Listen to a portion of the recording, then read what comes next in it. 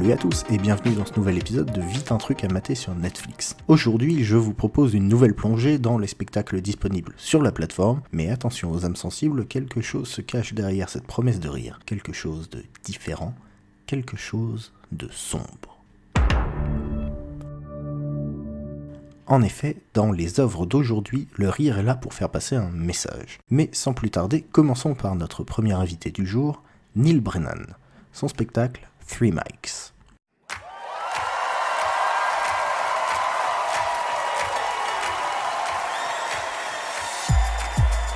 The Little League World Series, or as pedophiles call it, the World Series. Someone came to me and was like, you can cure pediatric AIDS, but you're gonna have to do a ton of cocaine. I'd be like, let's help some kids, huh? I have clinical depression, the mood disorder, and I've had it for as long as I can remember. Although I'll tell you, who always loved my attitude? Black dudes. Always. Yeah. They'd be like, Neal, man, you don't give a fuck. And I always want to say, well, that's because I'm sad.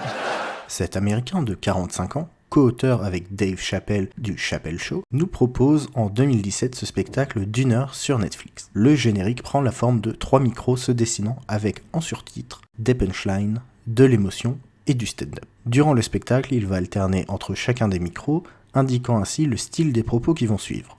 Le micro de gauche, des punchlines, des one-liners, blagues d'une phrase très rapide. Dans le micro de droite, du stand-up où il parle de sujets de société comme l'éducation, les armes, le racisme, du stand-up quoi, et il le fait très bien. Dans le micro du milieu, il nous parle de sa dépression chronique, des différentes médications qu'il a traversées et de ses relations avec son père.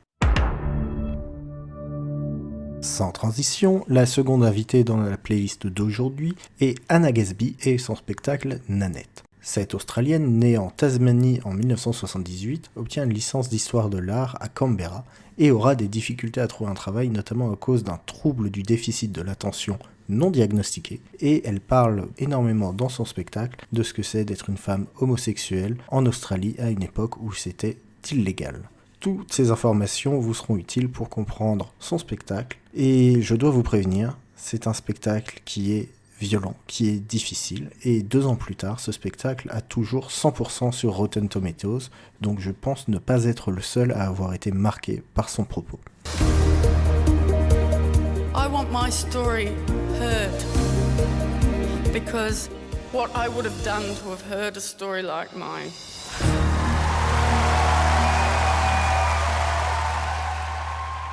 La captation de son spectacle actuellement en tournée est d'ailleurs prévue d'être diffusée en 2020 sur Netflix. En attendant, vous pouvez déjà commencer par regarder celui-ci et ensuite devoir patienter un petit peu.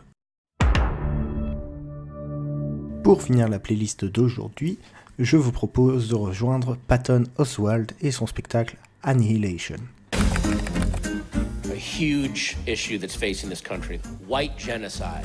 White people, we used to be in charge of like 99.9% of shit. In the recent years, that number has plummeted to 96.4%.